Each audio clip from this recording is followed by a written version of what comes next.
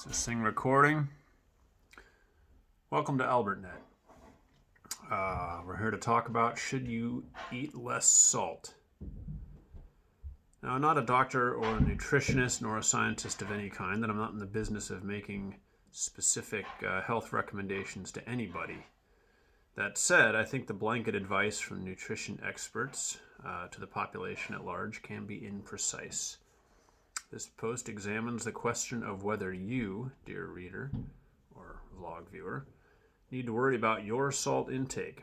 I don't know who you are, of course, but I aim to slice and dice the question of who more finely than other sources you may encounter. I'm also going to review here the results of a simple survey, a very simple survey, one question, that I sent out to my cycling friends. So you wouldn't and shouldn't come away with a new approach to your diet, but perhaps with a good few questions and some low-fat, all-natural, free-range food for thought. Why do I care? Humans need salt, and so does food. As a dumb kid, I thought salt just made food salty, but that's wrong. Salt makes food yummy. As I learned to cook, I was astonished at how you can have a dish 99% done and it won't taste right until you salt it, and then suddenly it can go from edible to delicious. The end result doesn't necessarily taste salty, it just tastes right. Now, if salt were utterly incontrovertibly bad for you, I might consider it a necessary evil. I'm not willing to go without it, despite being sufficiently health conscious that I have essentially given up on bacon and other cured meats. But the amount of added salt needed for a complete gastronomic apotheosis doesn't need to be large. Have you ever tried to eat unsalted peanut butter? It's revolting. I'd rather eat my scabs. Hell, I'd almost rather eat your scabs. If salted peanut butter had twice the FDA's recommended daily allowance of sodium in it and cost twice as much as unsalted, I'd still choose it. But do you know how much sodium regular peanut butter actually has? A mere 140 milligrams, just 6% of the recommended daily value. This right here, this is not like any special health peanut butter. This is just your run-of-the-mill Trader Joe's natural peanut butter. 6% of your daily allowance for sodium. And you should note that trying to go lower than this wouldn't necessarily be beneficial. Humans actually need about 500 milligrams of sodium a day to conduct vital functions. And there's a link on my blog for where you can chase that down. So why does unsalted peanut butter exist other than as a specialty product for sufferers of hypertension? I'll tell you my hunch. Many people who buy it are reacting to the vague sense that less sodium is always better for you. And peanut butter is just one example of this phenomenon. It breaks my heart that well-meaning people are eating inferior meals based on a rule of thumb that may or may not apply to them. So, does sodium actually increase blood pressure? I'm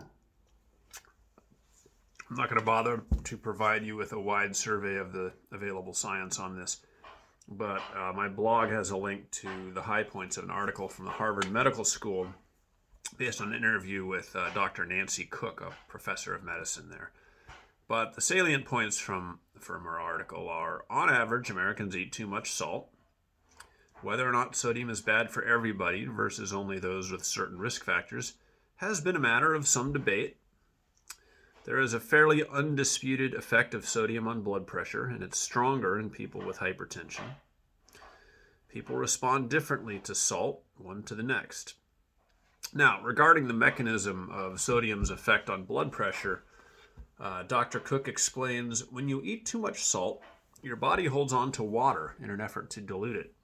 This extra water increases your blood volume, which means your heart works harder because it's pushing more liquid through your blood vessels.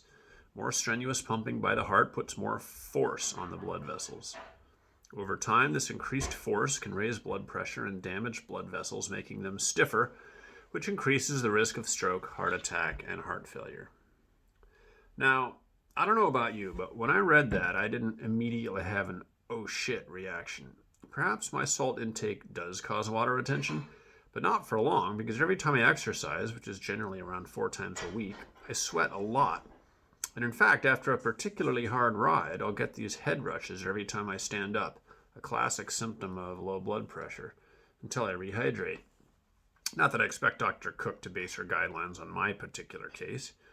Given that a fairly recent CDC study, there's a link on my blog, concluded that only 22.9% of Americans get enough exercise, it's not hard to see why Dr. Cook would advocate for reducing sodium intake when addressing the general public.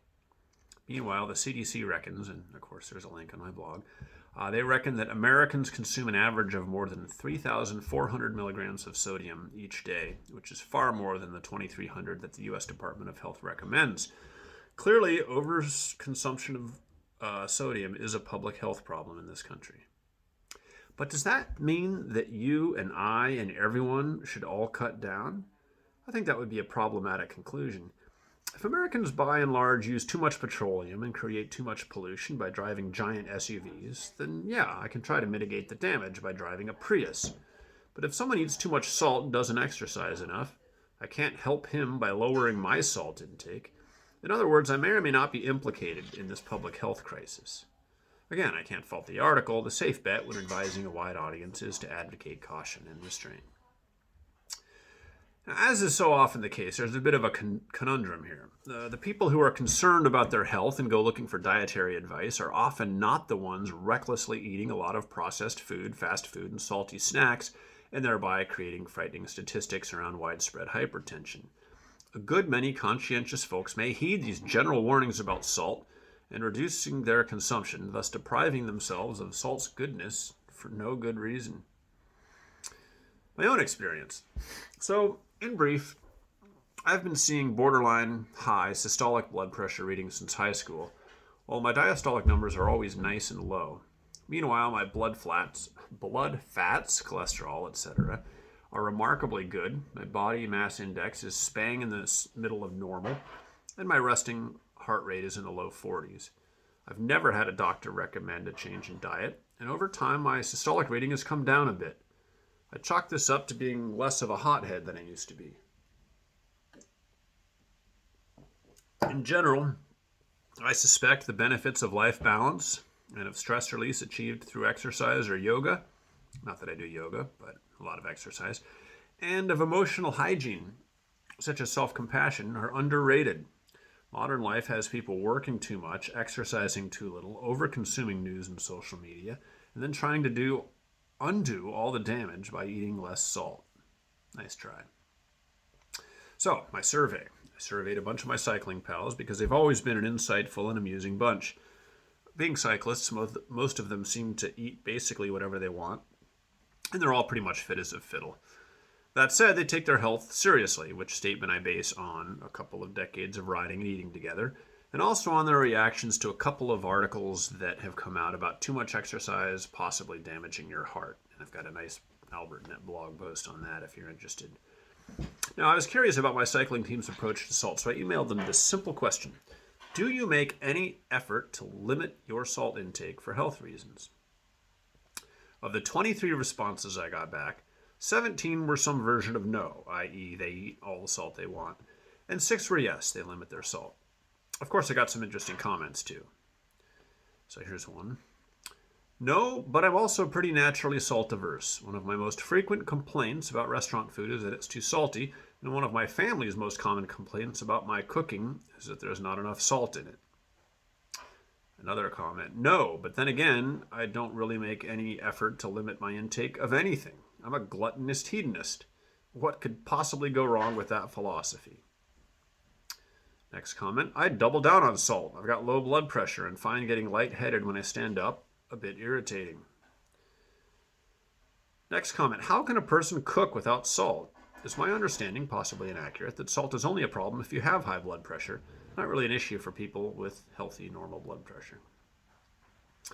Love this comment. Switch to dry brining with kosher salt. Definitely healthier and tastes better, but I cannot speak to any metaphysical benefit. Next comment. I'm casually aware of salt intake, but never limit myself versus what tastes appropriate. I don't buy potato chips very often, but when I do, I want them salty. Next comment. No, but I know when I've had too much, and I don't necessarily enjoy that feeling. No.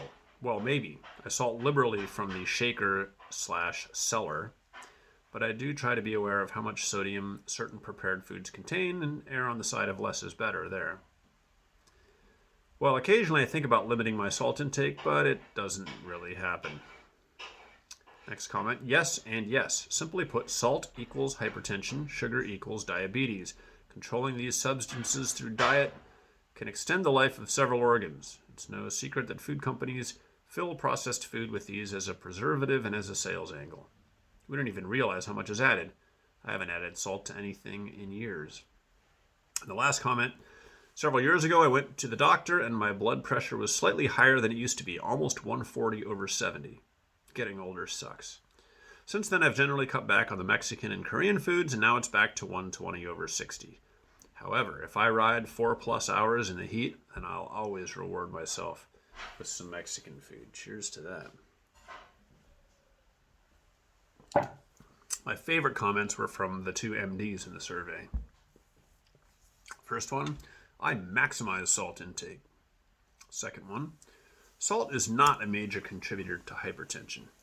The processed food that contains a lot of salt probably is. I spent a third of a course in college studying sodium. However, from a public health perspective, telling the public to limit salt probably has benefits.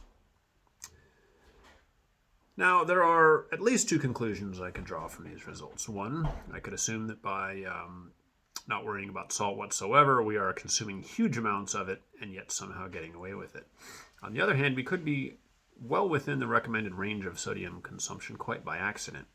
Granted, we cyclists love us some big, rich meals, but we tend to cook them ourselves. I've never known any of these pals to eat fast food, and as health-conscious types, we avoid processed food like frozen entrees, lunch meat, and snack foods because of all the other crap in them, trans fats and nitrates, refined flour, artificial flavors, etc. And because we're frankly too Epicurean. I get frozen pizza for my kids a couple times a year as a guilty pleasure, and indeed only the scarcity of it makes it a treat. Honestly, the recommended daily value of sodium, 2,300 milligrams, seems pretty generous.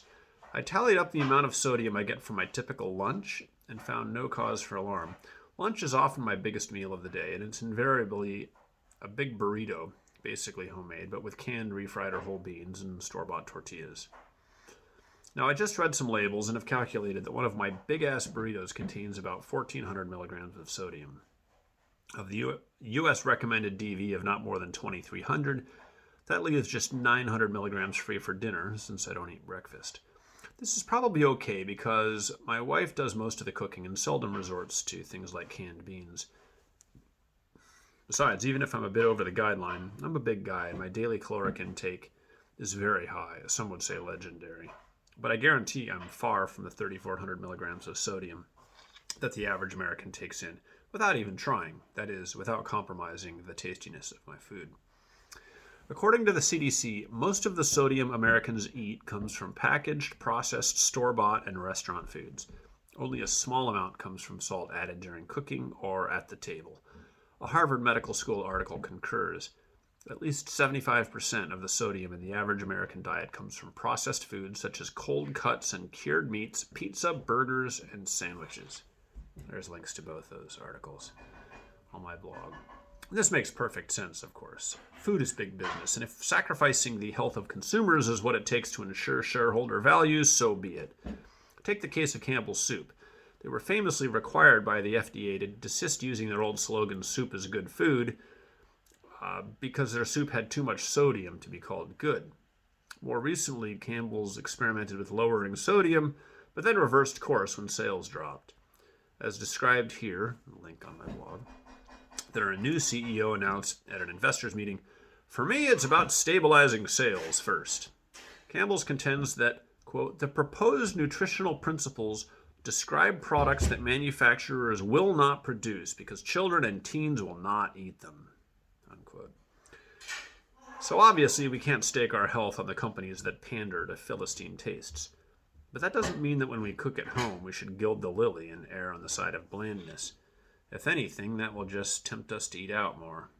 And with restaurants, of course, all bets are off. Conclusion. Again, I'm not a doctor or a nutritionist, but I think I can give you this bit of advice. Before you automatically seek to lower your sodium intake based on the general messaging we get from the FDA, CDC, etc., find out what your own blood pressure is and ask your doctor if you're at any risk. And if you do have a need to keep your eye on sodium intake, do so with precision by reading labels and knowing what goes into your food. It could well be, for example, that a person with mild hypertension could still afford the amount of sodium in regular old peanut butter and doesn't need to be shaking Mr. Dash on his or her dinner. I got a couple of appendices, little bonuses for you. Appendix A, salt and peanut butter. I grew up eating a lot of PBJs.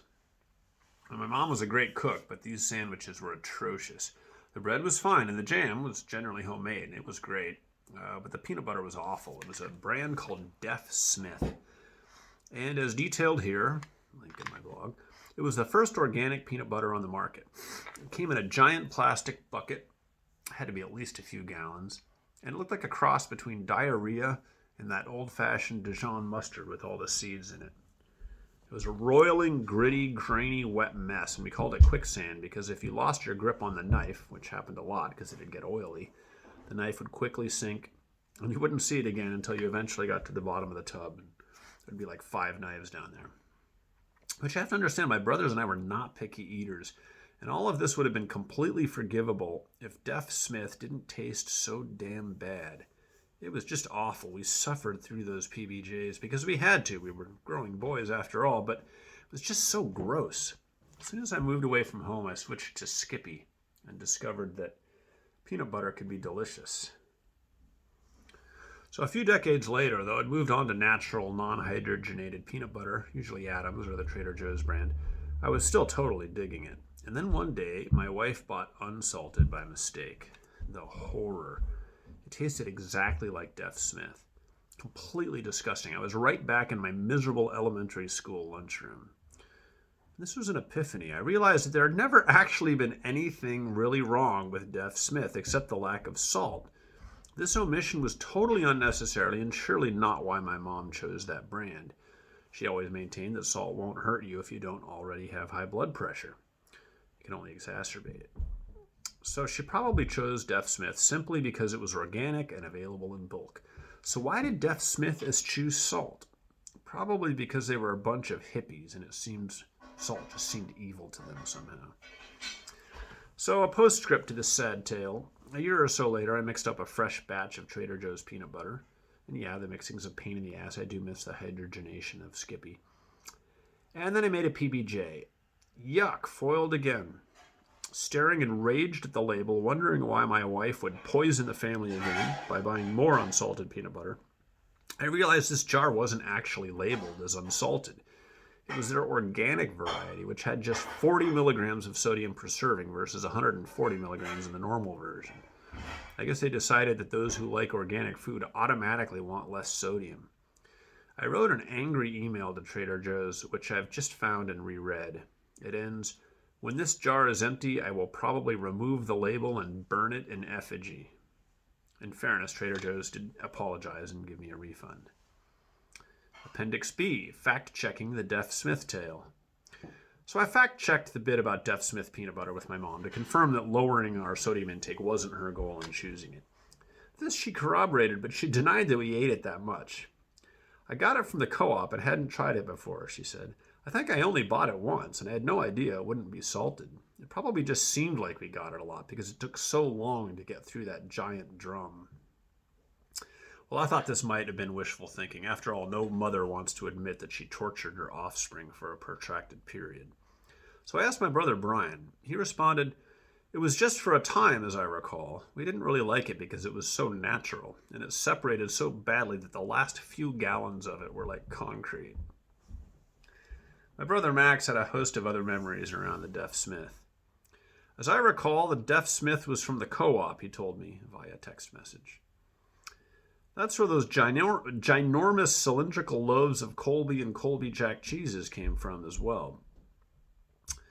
I think there was more than just one 5-gallon tub of Deaf Smith that came through our household.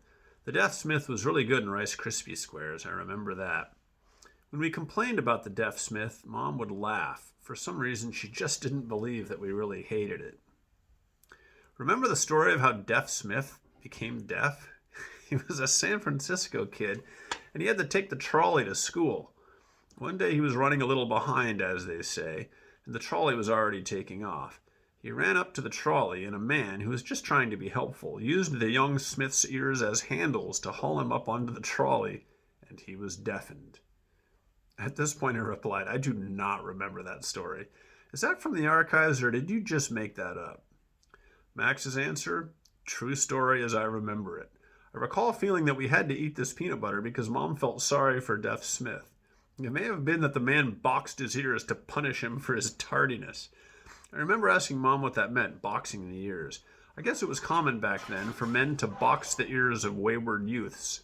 As she described it, boxing the ears involves essentially punching a kid in both ears at the same time with the fists turned inward, so the contact of the ears is made with the fleshy part of the hand between the wrist and bottom knuckle of the pinky finger. I recall that she may have been unsure whether the man dragged him up by his ears or dragged him up and then boxed his ears, but either way it resulted in two sure things. Smith became deaf, and there was nothing more for him but to make peanut butter. Everyone who buys this product feels a bit guilty and a bit absolved simultaneously. I always tried to like Deaf Smith out of guilt for the human condition. I'd think about the trauma that kid endured, having his life ruined by some a-hole on the trolley, and how he had to crush peanuts for the rest of his miserable experience. It had to have been a miserable experience. If he had made any sort of meaningful recovery, he might have put some sugar or at least some salt in the peanut butter. It was almost as though he accepted being boxed in the ears, as though he deserved it for being late. That peanut butter was practically a punishment. Austerity in a 5-gallon tub.